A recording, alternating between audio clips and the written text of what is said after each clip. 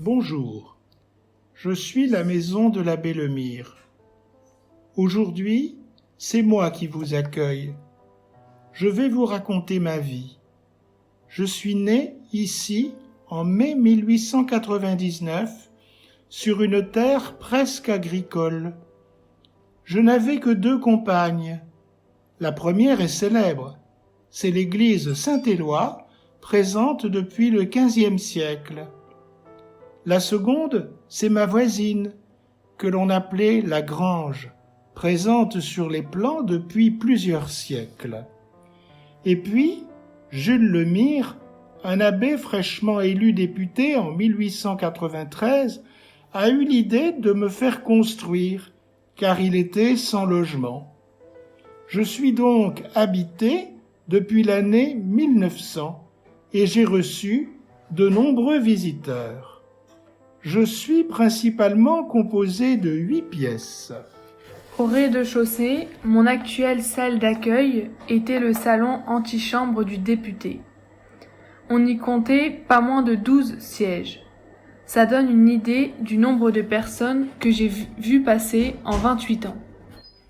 Et maintenant, vous entrez dans ce qui fut la cuisine, où régnait Marie Ruissen, la fidèle servante. La cuisine quotidienne était fort simple. On faisait beaucoup mieux quand l'abbé recevait. Aujourd'hui, cette pièce évoque le journal fondé par l'abbé en 1910, Le Cri des Flandres. Le bureau provient de l'immeuble qui abritait les locaux du journal. Depuis peu, la famille de Benjamin Rose, ami de l'abbé, a fait don d'une statue provenant du siège électoral du député, situé à gauche de l'hôtel de ville, dans l'auberge de la Fleur de Lys. Je vous invite maintenant à entrer dans ce qui fut tour à tour la chambre de l'abbé et sa salle à manger. Je pouvais accueillir 18 convives. Remarquez les peintures d'Harald Galen exécutées en 1908. Aujourd'hui, ce lieu accueille le mobilier dont se servait l'abbé dans son bureau à Paris, rue Laumont. Vous allez traverser le couloir et entrer dans le bureau de mon célèbre maître. Il n'a presque pas changé depuis 1928. Il faut dire que dans son testament, l'abbé insiste pour que le bureau et la chapelle soient maintenus autant que possible dans leur état et destination. Cette pièce est celle où l'on ressent le plus d'émotion. L'abbé y est presque encore présent. On imagine son travail, ses réflexions, ses échanges, et ici encore, les milliers de visiteurs reçus, du maréchal Joffre aux plus humbles paysans et ouvriers.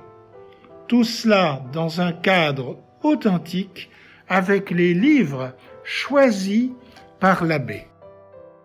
Vous entrez maintenant dans la chapelle privée de mon propriétaire, peut-être le lieu le plus intime. Sur cet autel, provenant de la prison d'Hazebrouck, il a dit sa messe pendant 10 ans.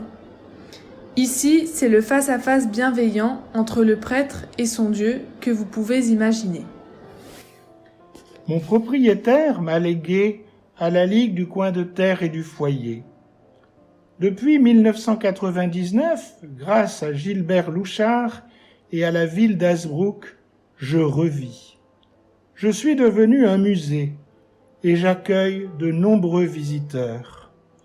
Ma porte vous est ouverte chaque premier dimanche du mois de 14h30 à 17h30 ou sur rendez-vous. Je vous attends.